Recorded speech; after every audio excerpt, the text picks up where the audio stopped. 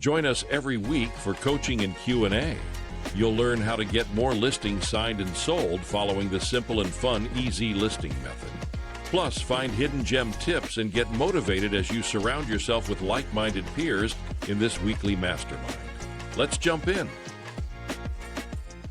What's up, Frank? Happy Monday. Yeah. You guys getting Santa Ana's down there? Yeah, well, actually, I'm in the Palm Desert. He was out here for the weekend. So it's Did you go been, there for the golf tournament? well, actually, I had some old high school buddies from all over the country came in, play a little golf and watch some NFL playoff football. That's awesome. Who are you rooting for? Oh, I'm from Niagara Falls, New York originally. I'm Buffalo Bills all the way. There we go. I hope they beat Kansas City. Me and you both. That was a good game last night. Well, we got a new president again. Let the fun and games begin. Sharian, hello. Hi, good morning. Good morning. How are you? I'm well. How are you doing? Well, I am doing just super. That's good. If I didn't have 12 inches of snow on the ground, I'd be doing better. Oh no, we need some of that snow. I'm in LA and we are here on fire, so we could use some of your snow. Yeah, I wish I could give it to you. So Sharon, who are you with? Are you with Melvin's group?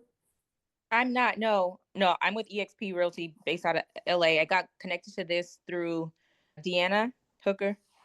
Oh, man, you've been around a while then. Yeah, I've been around a while. Have you gone through the new stuff? Yes. All right, very cool. You getting in the new training yet? I haven't started it yet. That's why I'm on the call trying to get it going. I'm literally just closing my first escrow today. So I'm like, let's, for the new year, I'm like, let's try to get this on. I definitely want to have this as part of my pillars this year, like easy real estate deals. Yeah, well, it's a needed commodity. It's so easy to get listings with it. Yeah. Frank, you like the training last week?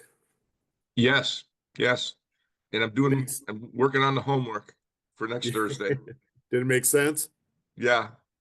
So, And, I'm trying to take the certification course at the same time. Are the trainings recorded? Do you know if they're? yeah. Yeah. If you want to get in Thursdays, we already did the orientation with you, right? Yes.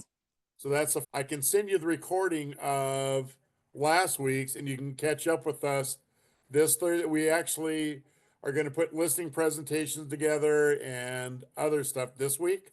Okay. Yes. Okay. So let me do that. Frank, you got the recording, right? Yes, I did. All right, cool. That would be great. Thank you. Yeah, we're meeting at 11. Unfortunately, it's at 8 o'clock your time. That's okay. Good. I'm up early. Thursday at 8. I'll be sure to get caught up before Thursday. One of the PDFs I'm sending you is the listing story. Mm-hmm. And it's what I used for every single one of my listing presentations. So what I did on the first training is I kind of went through a listing presentation if I'm with the seller. Okay. And I've done well over 100 of these things. I've used this one ever since, and I'm 100%. I walked out with the listing. Wow. Keep in mind on the fourth training. So there's 3 more trainings. On the one, not next week, the one following week, we actually are going to be doing role playing with each other. Okay. So make sure you guys have this thing done and understand and read, because I don't want to waste role playing time. But we will be working on marketing this week and next week. And then the following week is when we do the role playing.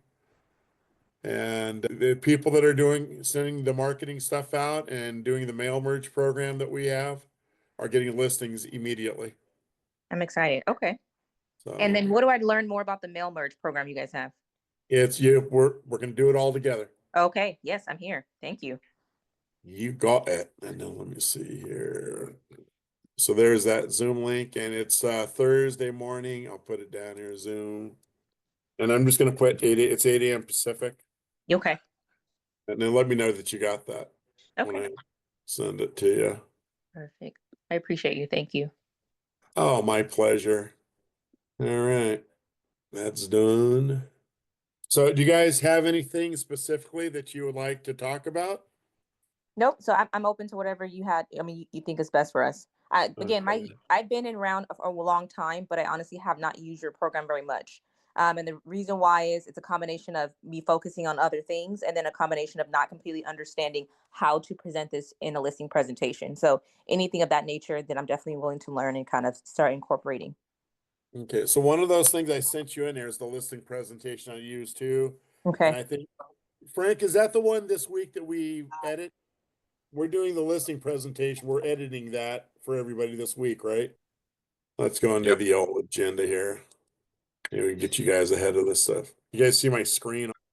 All right, so we've already done the orientation. We've already done the second training. The third one, let's go down here and see what we do. And yep, so we are going to be building your listing presentation. Okay. And what your homework assignment is to get ready for the following week is compile a list of expired listings in your area that are 60 to 120 days old and put it into an Excel spreadsheet. You should be able to pull that off your MLS. Mm-hmm. We can visit Zillow and gather information on for sale by owner properties in your neighborhood. And then identify a neighborhood you wish to target and compile a list of 500 homes. So, title companies can give you with their algorithm, the 500 homes that should be selling in your neighborhood. Yes. So grab that too. Okay. And then you got more stuff because you got to learn all this stuff that we put into that. All right. Got it. Yes. Thank you. All right. And the other thing you should do to get caught up with us is you remember where the templates were on the website?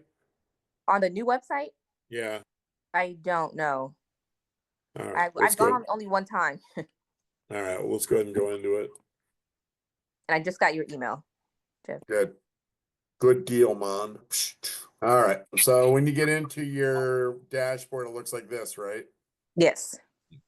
And if you go into marketing materials, you see this right here? Mm-hmm.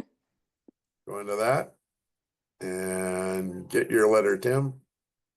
And then find a for sale by owner template, find an expired listing template, template, and then go down to the farming and circle prospecting, find one of those that you might want to use. Okay. For the seller, but you can go down through all these. I mean, we've got divorce lists, we've got probate leads, we got a whole bunch of stuff. There's a lot of rental in your neighborhoods. Maybe you want to do it for rent by owner Mm-hmm. type thing there too, but pull those things out and we're going to show you how to get them out really quick. Okay. All right, Frank, have you done that yet? No. Okay. All right, so this is the listing presentation that we're going to start working on. Okay. And it's basically the old way and the new way. We do a lot of stuff around algorithms. So the lady that made this thing does everything around algorithms inside of the text and the complex. But we are doing a lot of advertising around the old way versus the new way. I sent that to you guys. You can take a look at it.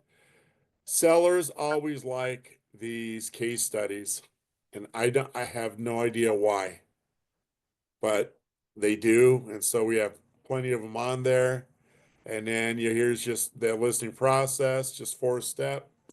List your home, host a mega open house, receive and review offers, and finalize the sale. It's nothing more and nothing less than that. The stuff I just sent you is wrapped around this home here. And this is a case study on this thing.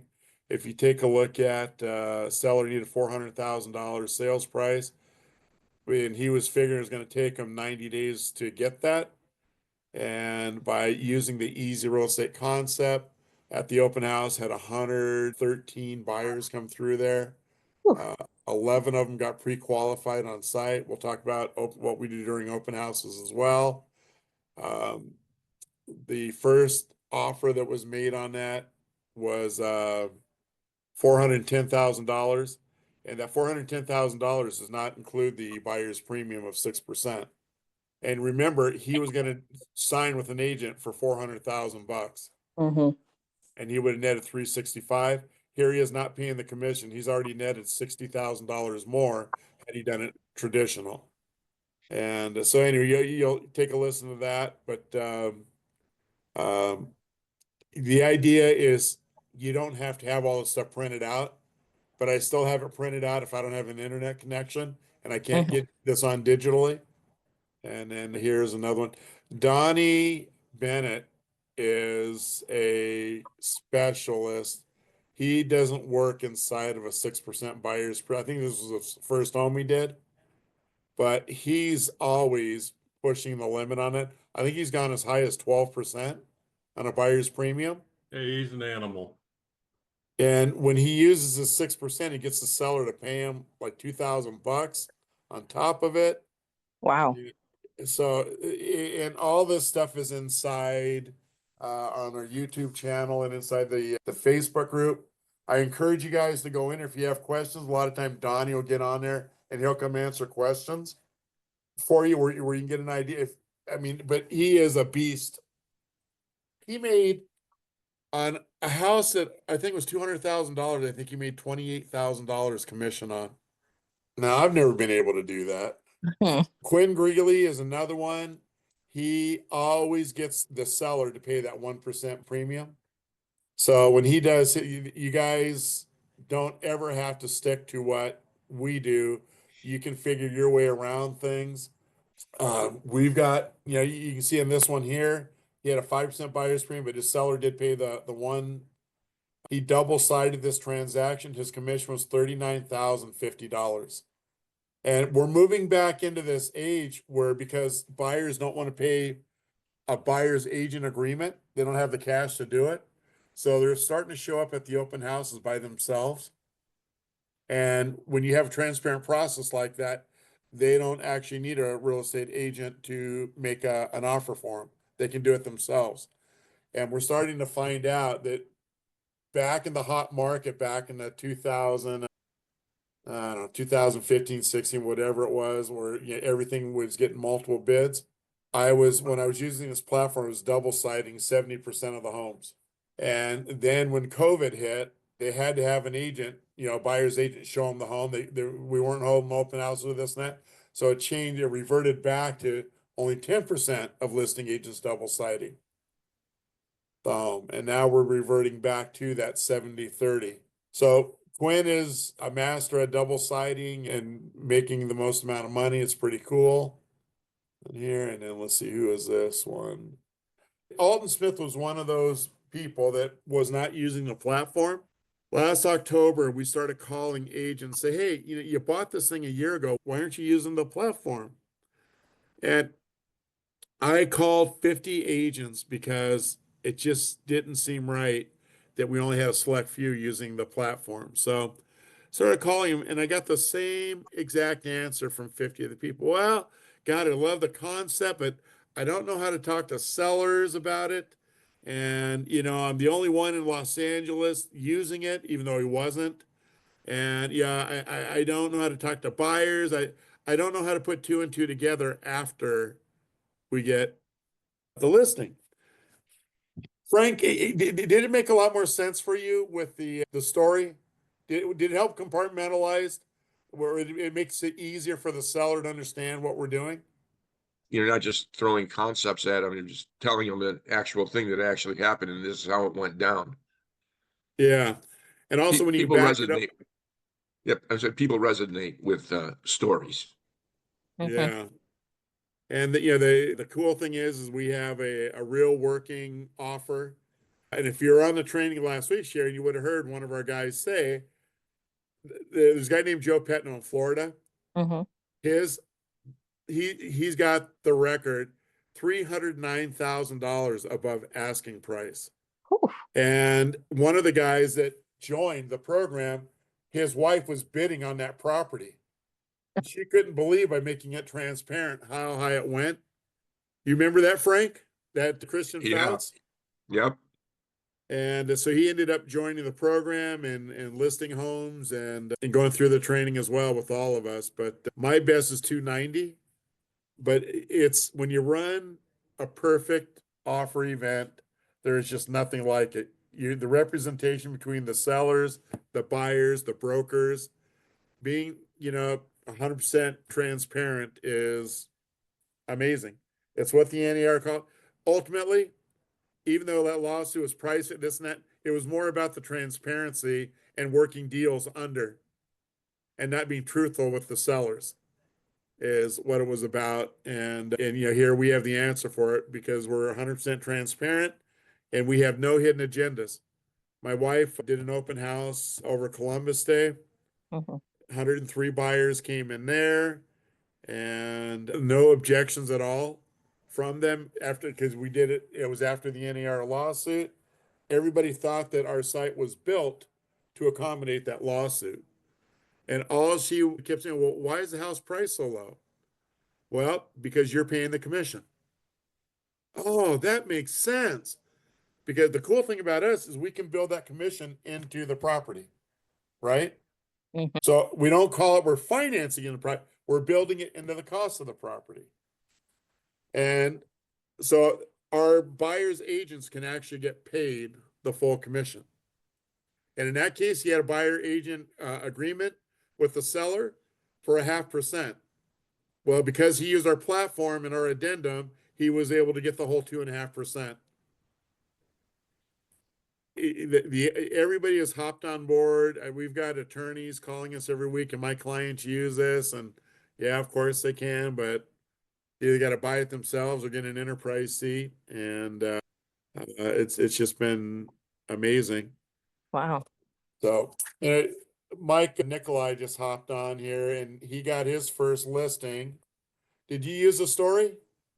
Yeah, I used the story. In fact, I brought my broker with me just so that she could see it firsthand and how it worked. And not only did I get the listing, but my broker said, you know, this is amazing. So, and she said, the way that you presented it with an actual transaction and made the sciences behind it work, it was just amazing how that just made everybody comfortable. It was understandable. And you know, again, after doing this for 18 years, it's just the best thing since sliced bread. Even if it's raisin bread, it's still amazing.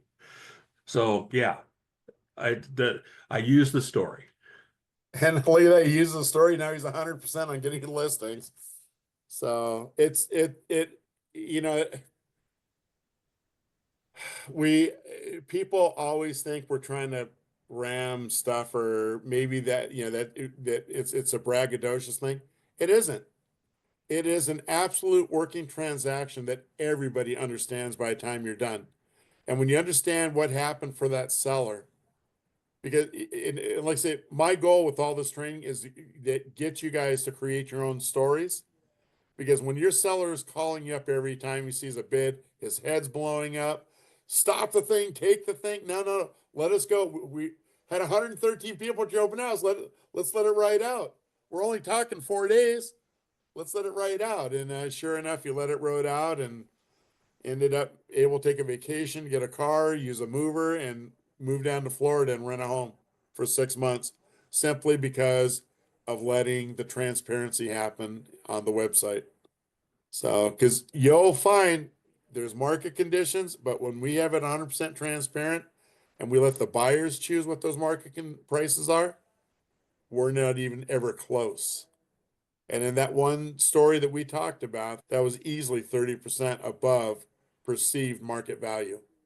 So, anyways, but thanks, Mike. That was very kind. I had So, a question for you. sure. How do you go about like the appraisal process when it goes so above like the perceived market value of the home? Well, I will tell you this, out of the site doing, I'm going to say 500 transactions, we've not had one not appraise. Oh, wow. Okay. So let me ask you this. Mm-hmm. If you have only one person that made an offer on that property, what would you do? What would I do if the house doesn't appraise on and I only have one offer? Would try to work the number. If I represent the seller, work the number as close as possible to get it appraised. Very good. Now, if you had 13 people making offers to you, what would you do? and it didn't appraise, I would kind of go back and review all my offers and see who kind of got the closest or who I can negotiate the best with to get the best deal. So what we do, and part of the training is, and when you listen to that, you'll hear, I call and talk to the agents before they can even make an offer, before they sign the addendum. I want to know when I have a hot property, I want to know what their financial situation is. Mm. And if I have 13 people making offers on the site, you better believe that only the ones that can make it the cleanest, have a little bit of cash in case that happens, no contingencies, no inspection, close in under a month. That's what I'm looking for, and everyone will know it. In the story there, you'll hear the one lady that actually won it. She was at the open house. She was having her buyers get pre-qualified with my lender. How's that? Mhm. And so, anyways, they got the amount. And the first strategy is when you get that when somebody's going to make an offer, tell them, you already know the home's 10 to 50% below market value. Don't come in at the starting price because he's not going to take it. Yeah. Take a look around you. There's 100 people in here. So Do your best to knock out all those other buyers so that they're gone and it's just you. Exactly. Come in, and in this case, she made a $410,000 offer on it, and she wiped out half of my prequals. Wow. So the strategy ends up working, but they were in these first-time home buyers, but they had cash.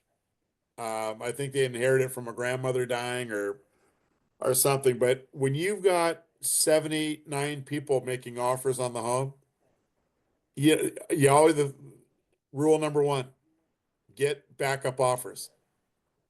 When I get backup offers, I have them elevate their purchase price to what it was. And the minute that something, if they can't fulfill and pay that, if there was an overage, then I'm going to call the 2 backup offers I have Mm. and say that. But it's not happened once in the site. So, but if you have multiple people making offers, you're in a much better spot than if you only have one. No, And of course. Yeah. if you only have one, start negotiating, work it out, right? Yep. You're right. All right. So that was a good question. And by the way, I get that question every time. There's not one time. Hey, Go I ahead, asked Frank. it the first time too. Yeah. Training talk about the part of the terms though, once the contract's written, that there's no appraisal contingency. Some do, some don't. I mean, the back in the good old days, when we were in a hot market, 50% of the transactions were cash, so we didn't have to worry about it. And then the other thing is too is I would say, let's talk about nowadays. Probably 30% cash, 30% strong conventional, and 30% mediocre, and 10% first-time home buyers. So the whole point of everything is if you get enough buyers in there and they see it, the agents are going to come tell you they're going to write a nice clean offer. If they happen to win the offer event. Mm-hmm. Hey, And Rob, that's on the site, isn't it true that when everybody registers that they can see how many other bidders there are on the site so that they you can know only that see they're who's making an competing? offer. They don't see everybody that's in it. The listing Okay. agents see all the documentation, but the buyers don't. Okay. Not until they may actually make an offer on the property. Okay. That'd be kind of a fun way to say, hey, look, you got 14 people you're competing against, so make sure you got a good offer in there. Yeah, or more.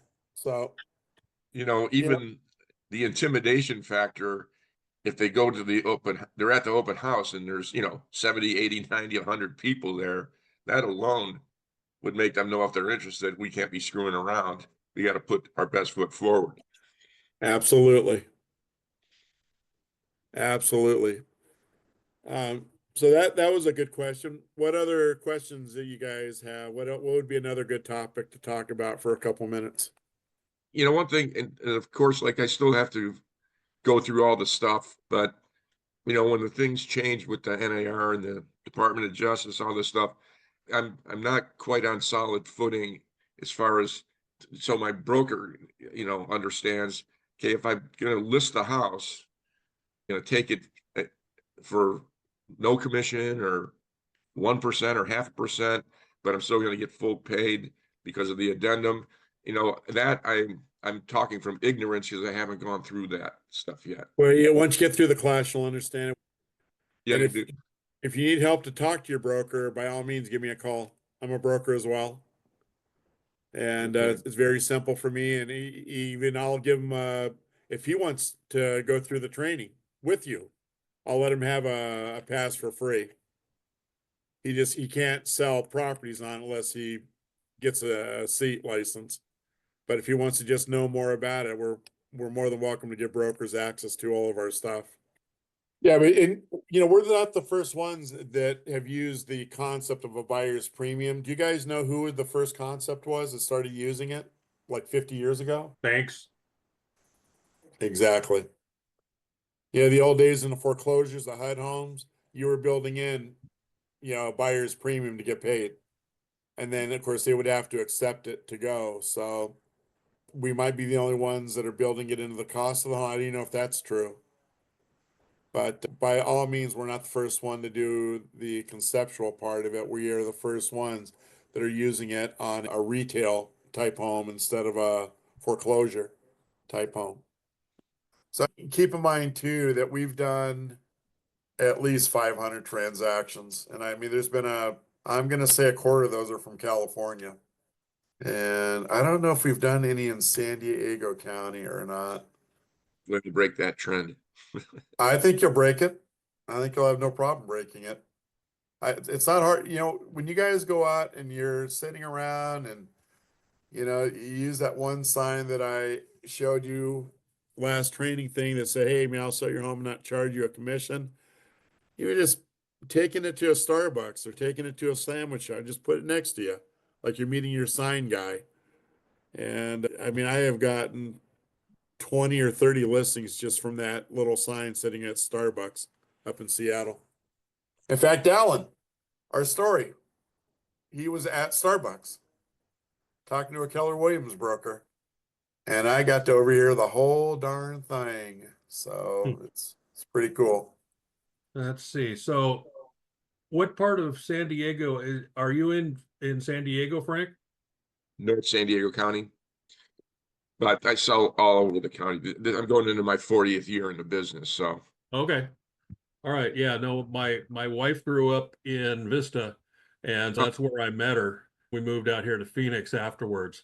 And I tell you what, I wish I was still back in San Diego County, because the price point of the houses are 30-40% above what they are out here in Phoenix, which Phoenix isn't bad, but you'll do great out there. I grew up in a suburb of Los Angeles County, and it's the same thing. Even though it burned to the ground, my gosh, there's going to be so much business out there that I can't wait to see this thing take off.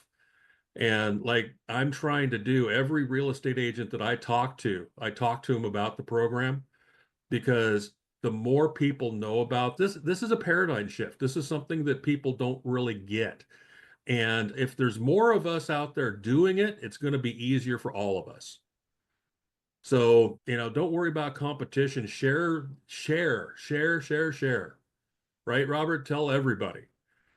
So anyway, yeah, no, I completely encourage you, Frank and Sharon, to just talk to people. It's amazing.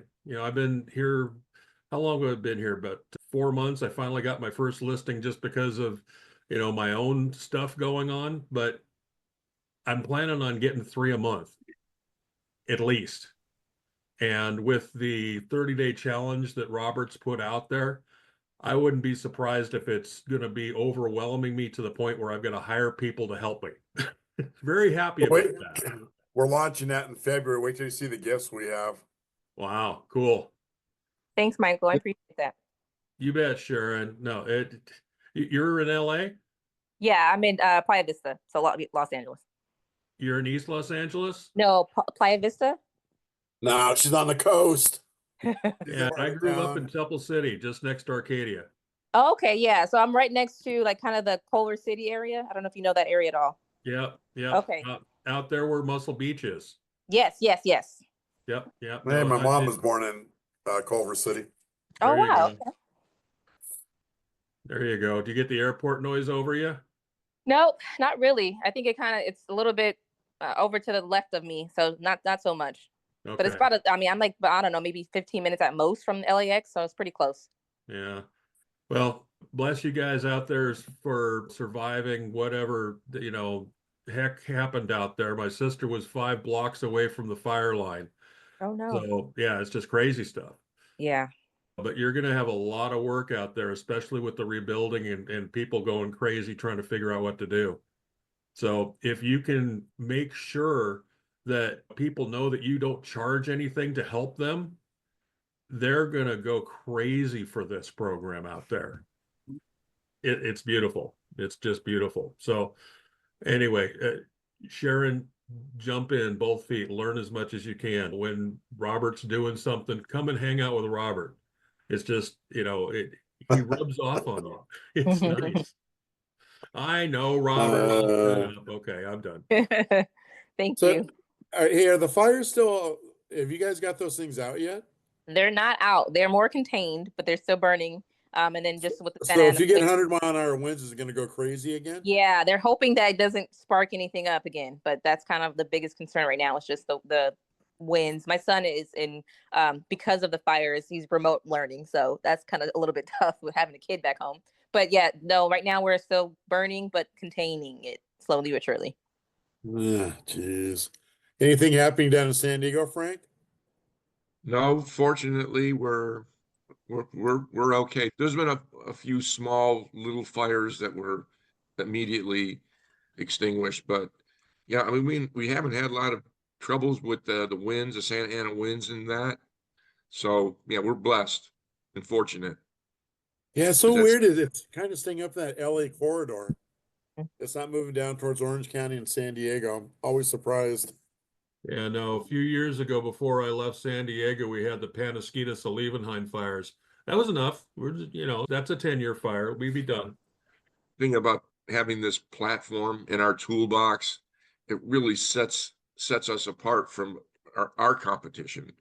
So it's just another option that your seller potentially has to use. Mhm. Exactly. You guys, when I tell agents, I put stuff on the platform 90% of the time. There's 10% of times where they don't want to do, sellers don't want it or whatever. I still walk out there with a listing. And, and we've got a listing right now in Seattle that went in and told them about the platform. And this home, no more than 5 miles from the stadium. So, pretty close to downtown Seattle. They make about $9,000 a month on the Airbnb. And, but it's a soft market up there for, the home is worth about $1 million. And these kids, I would have listed it probably $899 on our platform, but instead they went the retail route of 1.1. And here we are 5 months later, no offers, no nothing. The kids called me a month ago and said, "Hey, can we stop and go ahead and put it on a platform now?" And it's like, no, I can't do that. I mean, we can stop it and let it reset in the MLS, then put it on. But if I were to stop it and then lower the price, but the buyers are paying the commission now, that looks like a bait and switch. So for all of you in there, if they go traditional on it and they're not going to put it on the site, you got to let them know to put it back on the site. We got to let it reset through the MLS. I don't know how long our MLS is. It's 60 days. It'd have to be off the market.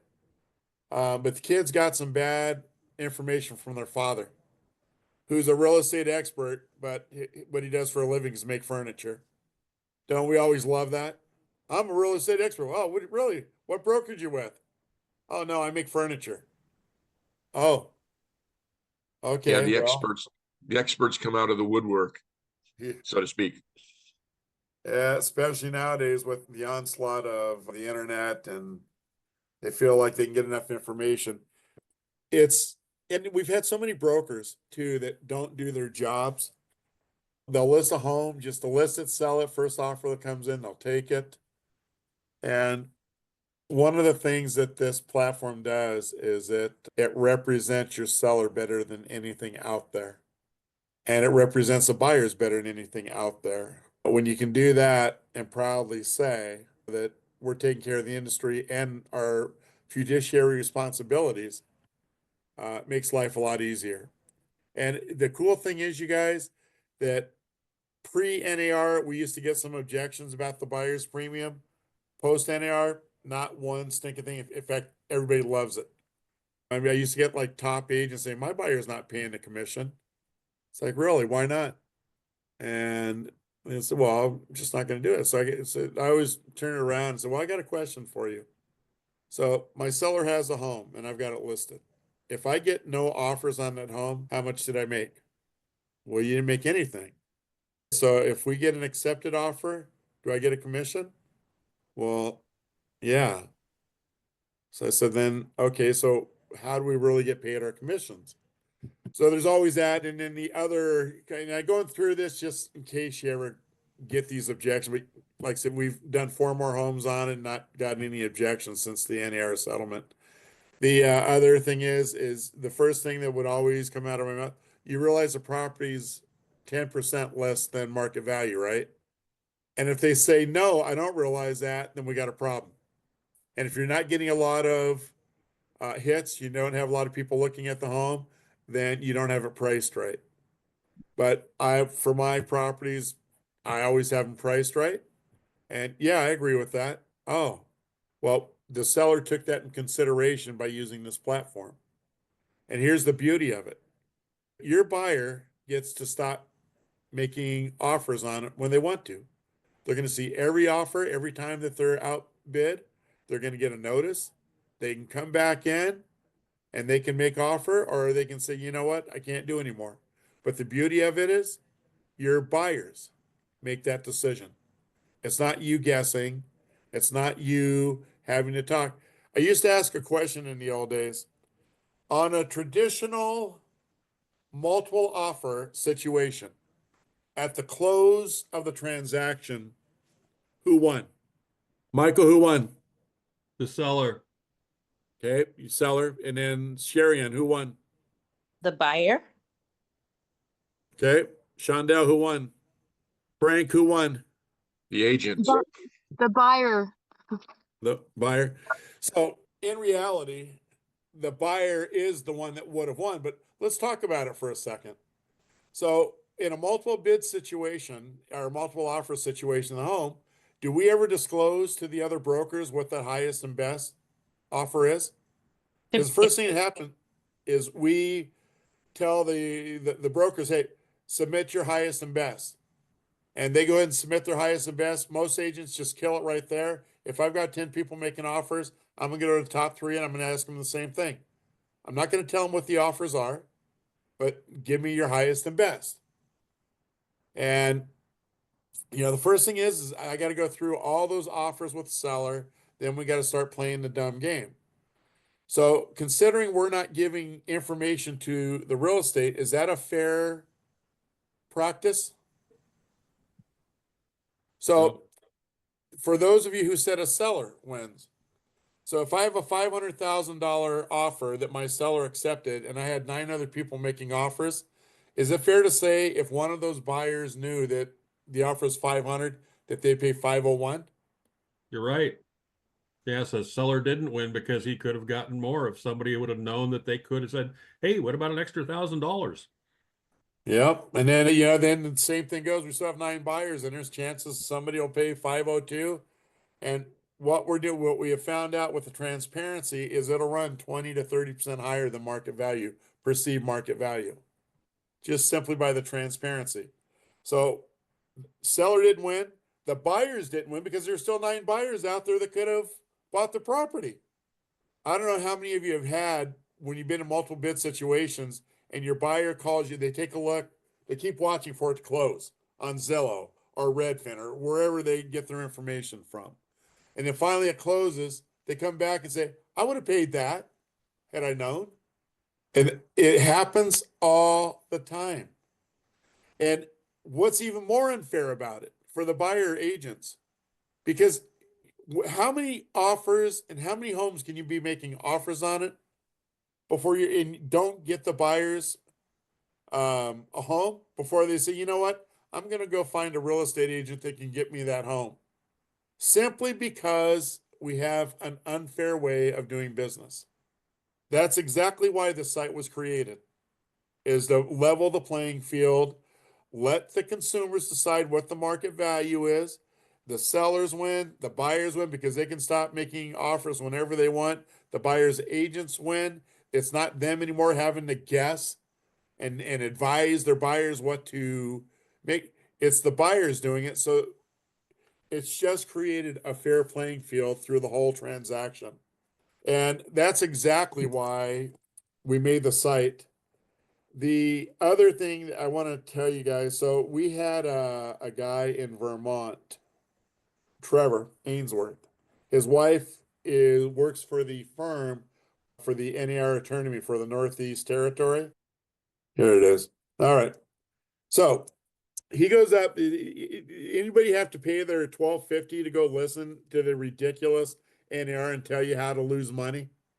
You know, with the new rules and how, you know, you couldn't take buyers, you know, sellers aren't paying the buyers commissions. You got to work out a buyer brokerage agreement and all these dumb things that make sure that buyers agents don't get paid the full amount the seller's willing to pay.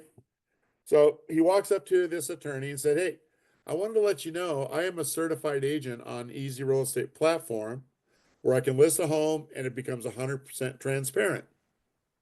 And the attorney goes, well, yeah, that's kind of smart. He goes, and I got a couple more things I want to ask you. So sellers don't pay the commission. We use a buyer's premium for the compensation. The attorney goes, well, actually, that's quite brilliant. We allow the seller to accept, reject, or renegotiate any offer that comes in. But once a seller chooses the buyer that he wants, he doesn't have to choose the top. He can choose somewhere down below. I don't know why he would, but he could. That buyer's premium, we are actually adding that into the purchase price of the house. The buyer isn't having to come out with any money out of pocket. That attorney's exact words were, if we had that in place, there would have been no NAR lawsuits. How cool is that? Amazing. So these are the things that you guys That's a great story. It is. And we get them all day long. This is the beauty of the Facebook group. These guys, every once in a while, we got to build the Facebook group. You guys go into there and you post a question. Agents will come out of the woodworks and help you. And they'll give you their perspective on it. I mean, I think I've done over $550 million of transactions on the website. So there's nobody even close on the dollar volume, but there is a guy that's getting close on the total transactions. But if you get involved and get into, because we all learn from each other. Yes, I've done a lot of them, but I'll tell you what, I've never gotten 10.5% buyer's premium. I've never only charged a seller 1%. And we even have an agent that I learned about doing this, and I started thinking, maybe I will do that. He charges a 7% buyer's premium. He's getting the agent to pay the 1% easy fee. He's giving 1% of that 7 back to the buyer themselves, and he's splitting the 3 and 3 with the buyer's agent and himself. And every home that guy puts on the site sells. Imagine giving the buyers 1% to do whatever they want. Buy down closing costs, buy down interest rates. Nowadays, right?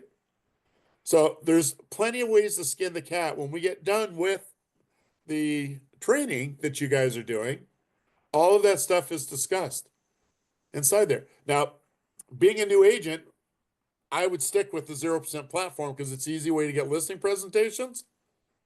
But once you start building up, when you start doing the easy platform 30-day listing challenge, I've had agents in my Century 21 brokerage do that were getting 15 listings a month. but they were going out and doing it exactly the way it says to do it. And even if you don't do it all the way, if you just do it remedial, you'll come out with a couple listings a month. There's a kid named Gabe that's in Florida. After he got after we got done with the mail merge program, he sends out 100 expired listings. He got 3 listings off of it, but he never went through the pricing. So I don't know if they're priced right. They're on the website right now. So I don't know if they're priced right or not because he didn't get through that part. But it's just cool. The stuff works. Finish this training all the way through. I would highly do that because there are so many tips and tricks to even be better. Is everybody filled out there? Sharian, did you put yourself on the map? I did not. And actually, Robert, thought I got your email, but I didn't. I got another agent named Robert. I didn't get the email that you initially sent early in the class. Yeah, but that's me. And you even said, he's like, I can see your picture. Yep, that's me. Yeah. So I just sent it again, forwarded it to you. Maybe it'll come in when we're off the Zoom. Okay.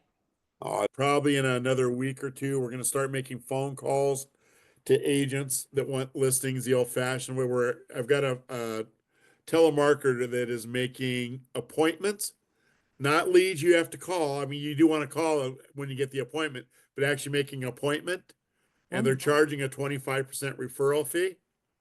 Do you want in on that? Yeah, I do. All right, I'll send you over the contract for that. I think everybody else got into that. Robert, So what's your email? I'm going to try to email you. Robert at, I'm going to give you my realty one. Well, the one I sent it out of was Robert at easyrealestateplatform.com. And that letter EZ, not EASY. Yep, .com. And it's Okay. just Robert at rxbrealty.com. Perfect. Thank you. Okay. So I'll send that contract out to you. You'll get it today at some point. So, all right, you guys, the hour is up. Appreciate everybody. Hope you find that this is worthwhile. Get in on the Facebook thing and start meeting some other agents. We all learn together. In fact, I'll just say one other thing. There was a lady that last spring, in fact, this was at a Deanna's group, Sharian. She put a dumpster in front of her house with a radio message that she'll list her home for free. She had it up for 3 hours and she got 9 listing appointments. Oh, wow. So there's all kinds of things to do to pick up business, and there's a lot of unique things that I don't think of, but it's a great community. You'll find too the training class that you guys will kind of buddy up and stick together by the time we're done, especially after the role playing. It seems like that's when the cool stuff happens. So, all right, everybody, appreciate y'all. And hey, Frank, send me back that contract if you want in. Yep. Yeah, because I'm first come, first serve is who's they're going to start making calls for. Okay. So, all right, buddy. All right. Anyway, Thanks, Rob. Hey, we'll see you. Have a We'll good see day, you everyone. Thursday morning. Thank you you. got it. I'll be there. All right. Thanks, Sharian. And I'll look for Sharon. Do me a favor and text me or call me one way or the other if you did get that. Okay. I'll text you. All right. Thanks, Thank you. everybody. Bye-bye. Bye-bye.